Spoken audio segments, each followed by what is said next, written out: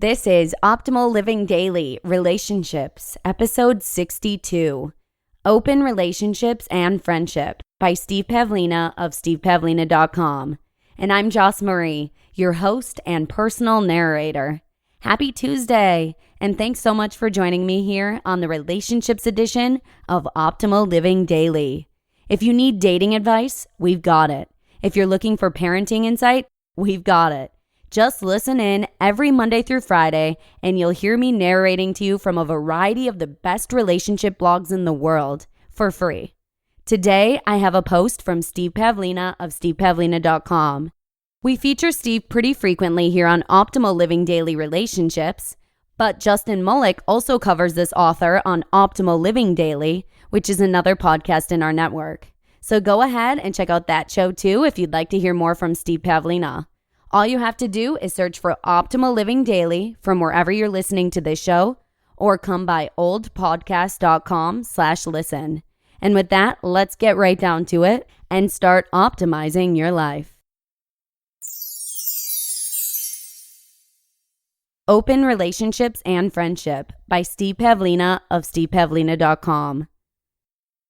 One thing that surprised me about getting into open relationships for the past several years is that my relationships with my male friends improved markedly as well. When I was in an exclusive mono relationship for 15 years, I got into the habit of limiting how I shared intimacy.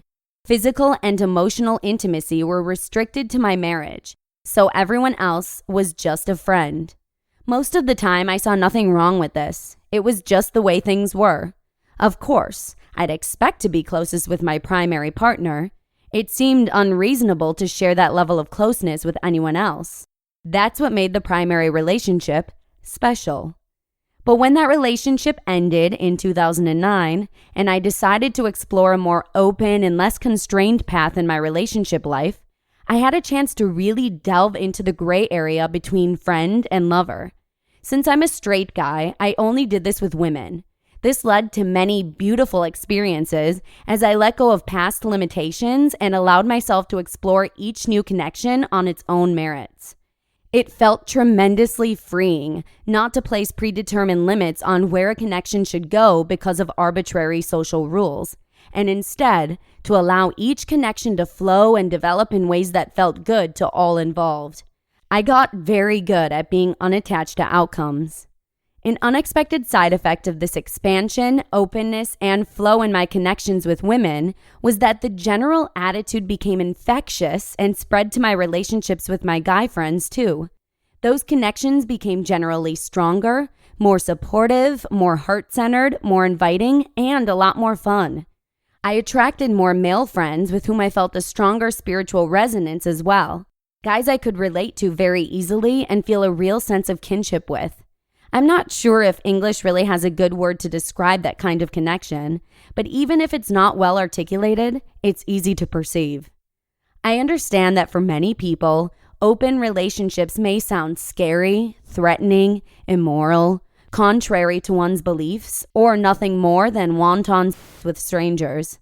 I've probably felt all of those things at some point as well, so I can understand where those people are coming from. But having explored this path for years now, I very much feel that the grass is indeed greener on this side. It is not my goal to convert other people to open relationships, but it is one of my goals to help people relate to each other more consciously. Sometimes, but not always, the conscious path runs contrary to the popular path. These days, the most popular path seems to be to experience serial monogamy, get married, have kids, cheat on the side, or have your partner cheat, usually, get divorced, usually, and repeat. The most popular path, however, is not always the most conscious path, although it can be a stepping stone to something more fulfilling. I'd say the biggest benefit of these explorations has been a newfound love for people. This began with learning to love myself more deeply, including giving myself permission to fully pursue what I enjoy most in life, such as traveling. Then, from there, I learned to share loving connections with women and to appreciate each woman who came into my life for her own uniqueness. Then this led to a marked improvement in my relationships with other men, and beyond that, I would say I've also sensed a significant evolution in my relationship with life itself. I feel much happier and more optimistic about my life overall. In a single, exclusive relationship, it was often fairly difficult to get all of my needs met across the domains of body, mind, heart, and spirit. In one or more of those areas, I frequently felt a sense of lack. It took me many years to realize that I didn't have to look to one woman to meet so many of those needs year after year. Today, I feel that putting such a burden upon just one person would be pretty unfair, even if the other person seems willing. I've been able to meet these needs by creating a more abundant partnership with life itself, which has resulted in a more than sufficient flow of connections to keep me feeling happy and fulfilled across the board, thereby enjoying great physical, mental, emotional, and spiritual connections. The net result is that I feel very content, peaceful, and happy with my relationships and social life. That sense of neediness and lack is gone. I don't want to idealize this and say that everything is perfect. I still have my share of social challenges to deal with, but compared to where I was before, it's hard to feel anything but gratitude and appreciation most of the time. It's like being financially broke for a long time and finally getting into the flow of abundance. If you just remember where you came from, that alone can make you smile. The less needy I am, the easier it is to attract and enjoy delightful connections.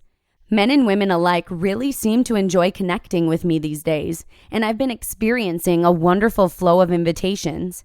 I think one reason for this is that I genuinely feel that I don't need anything from other people right now. I just enjoy connecting with people. I appreciate their company, and I'm happy to let our connection run its natural course without feeling I need to push, persuade, convince, guide, or lead. The types of experiences I used to want, but not have. Now they just show up. Perhaps the most important key to fulfillment on this path is to strive to feel whole, complete, and happy with ourselves as individuals. Create the abundance we seek within ourselves first. Then, from that place of inner abundance, reach out and connect with the intention of sharing yourself with others and invite them to share a part of your journey with you, as opposed to coming from a place of neediness and lack and expecting others to give you what you haven't yet given yourself, such as validation or security. You just listened to the post titled Open Relationships and Friendship by Steve Pavlina of stevepavlina.com. Thanks to Steve for letting us share his content so often here on Optimal Living Daily Relationships. It's always a pleasure. As I mentioned earlier, Justin Mullick also features Steve Pavlina over on Optimal Living Daily, so make sure to check out that podcast too if you'd like to hear more of Steve's posts being narrated to you for free. Optimal Living Daily is actually another show in our family where Justin covers personal development, Zen habits, minimalism, and much more. If you're interested in subscribing, simply search for Optimal Living Daily from wherever you're listening to this show, or come by oldpodcast.com/listen. And that's about all the time we have for today. Thank you so much for listening, and I hope to see you again tomorrow, where your optimal life awaits. Hello, Life Optimizer. This is Justin Mullick, creator and producer of this podcast, but also Optimal Living Daily, the show where I read to you from even more blogs covering finance, productivity, minimalism, personal development, and more from incredible bloggers like Derek Sivers, Zen Habits, Mark and Angel, The Minimalists, and all the ones you hear on this show too. So if you enjoyed today's episode and like taking amazing blogs on the go, come on over to Optimal Living Daily and subscribe to that one too. And together, we'll start optimizing your life. You've been listening to Optimal Living Daily. Be sure to hit the subscribe button to stay up to date on each new episode and head to oldpodcast.com. That's OLDpodcast.com for a free gift as well as more actionable tips and resources to help you maximize your potential. Thanks for joining us, and remember, your optimal life awaits.